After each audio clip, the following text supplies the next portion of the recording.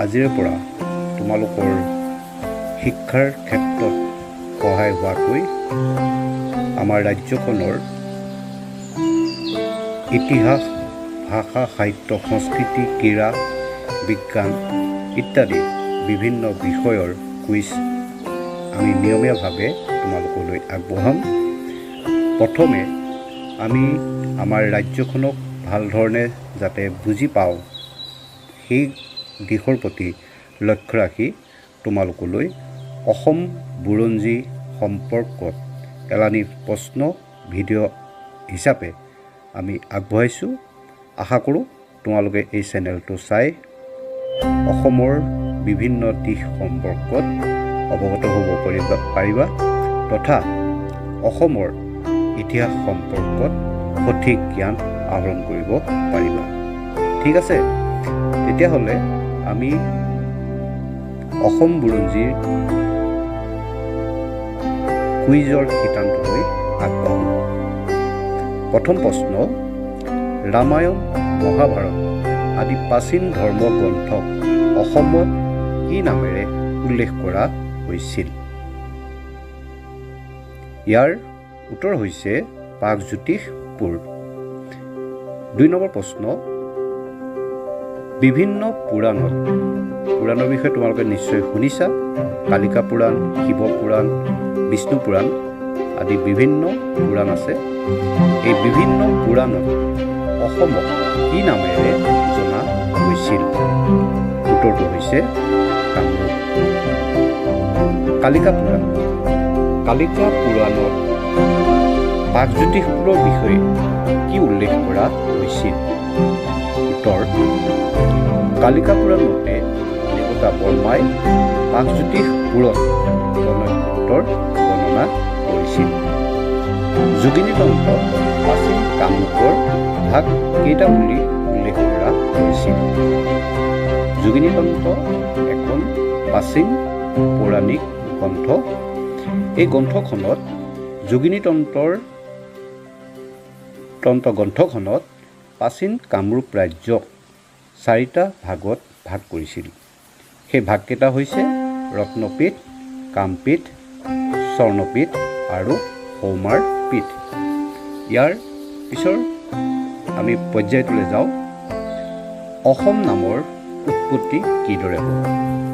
তোমালোকে এতিয়া আমাৰ ৰাজ্যখনক অসম নামেৰে জানা, কিন্তু অসম নামটো প্ৰথমতে নাছিলে। এই বিষয়ে ইতিমধ্যে তোমালোকক জনোৱা হৈছে। অসম নামৰ উৎপত্তি সম্পৰ্কে সঠিকভাৱে ক'ব পৰা নাযায়। এই সম্পৰ্কত বিভিন্নজনে বিভিন্ন ব্যাখ্যা আগবঢ়াইছে। এই ৰাজ্যখন জান-জুৰি পৰ্বত পাহাৰে অসমান হোৱা বাবে ইয়াৰ নাম অসম হ'ল বুলি একাংশ লোকে কয়।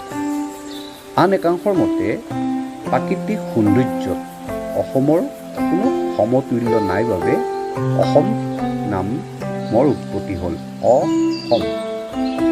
আন একাংশ পণ্ডিতৰ মতে আহোম ৰজাসকলে এই ৰাজ্যখন শাসন কৰিছিল, সেইবাবেই আহোম শব্দটোৰ অপভ্ৰংশ ঘটি অসম নামৰ উৎপত্তি হয়। তাই আৰু আহোম ভাষাৰ শব্দ আছাম, ইয়াৰ অৰ্থ হৈছে অপৰাজিত। পণ্ডিত ডক্টৰ বাণীকান্ত কাকতিৰ মতে এই শব্দ ব্যৱহাৰ কৰাৰ বাবে আছাম আৰু পিছলৈ অসম নামৰ উৎপত্তি হ'ল। ব্ৰিটিছ শাসকসকলে অসম বা আসামক আছাম ৰূপে ইংৰাজীলৈ ৰূপান্তৰ কৰে।